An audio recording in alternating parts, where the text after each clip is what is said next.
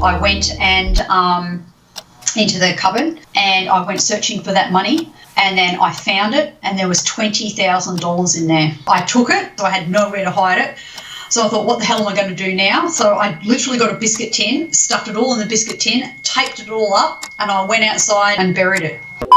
But critics say they're being cheated and brainwashed. While I was doing research on the various cults of the time. It's called Out of the Cocoon, a young woman's courageous flight from the grip of a religious cult. That there is no difference between Jesus Christ and Baha'u'llah. A man who claims to be a living master. Strictly on the Sabbath. Book The Rise of the Cult. Cults.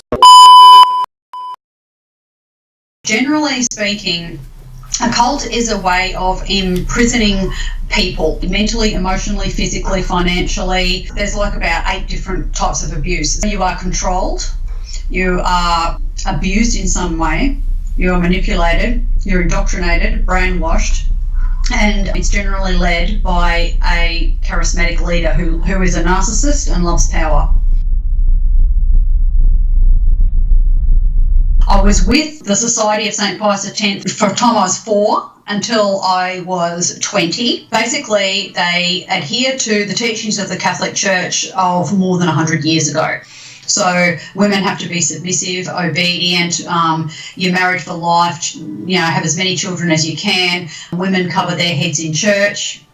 They're not allowed to wear trousers or jeans or T-shirts, anything like that. Got married at 18 to a guy who was nearly 13 years older than me. Unbeknownst to me, after we got married, I found out that he believed in end-of-world theories. In early 1997, then I was in the Doomsday Cult. But my name is William Cam, if you don't know. I'm known by our Blessed Mother. A lady calls me the Little Pebble. First tonight, William Cam, better known as notorious cult leader, the Little Pebble.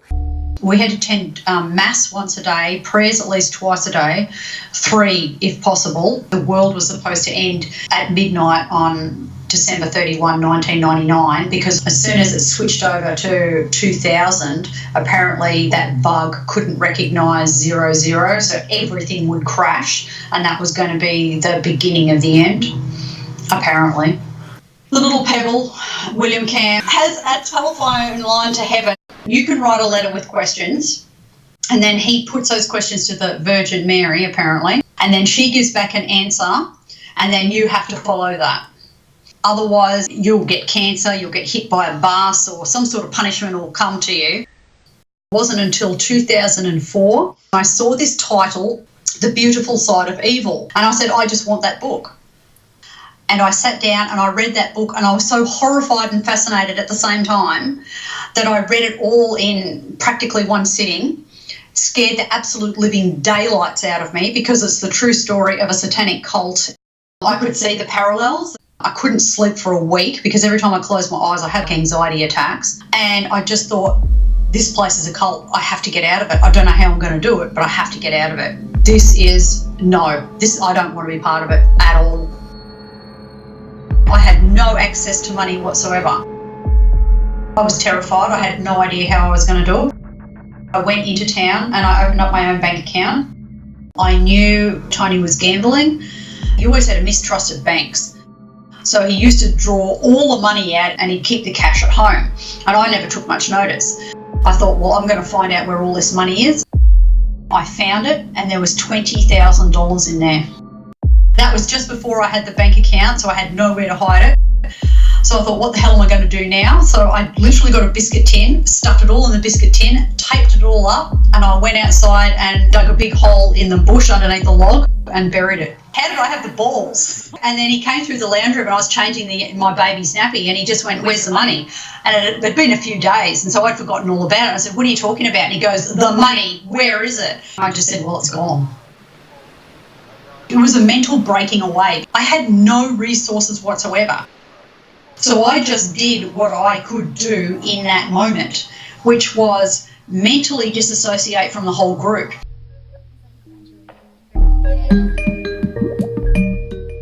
It was very hard for me, and sometimes it was embarrassing and humiliating. I was 38 years old before I owned my first pair of jeans, wore my first bikini, or got my ears pierced. Things that people had seen on the news or series that people had been following, I didn't know any of this. I was also questioning my Catholic beliefs at the time. And then after I divorced my husband and then I wanted to date, I found that was another minefield as well. You know, he wanted to have sex. As Claire, I want to, but then, you know, I'm going to be committing a mortal sin. Then I'm going to have the humiliation of going to confession to confess it. Then as a mother, is this a good thing? Is this a good example? You know, there was all of that. And then when I was actually having sex, then I couldn't even concentrate on that because everything was just going through my head at the same time. You see what I mean? There was just this massive seesaw of everything going through my head because I couldn't work it all out. When you have somebody that's been in a cult and been abused in many different ways, and then they come out, they can't work. Often they can't even afford the counselling, the necessary counselling they need to actually start their life again. They've basically had their lives stolen from them. And it's against human rights. But then these groups just get away with it, and it's so wrong.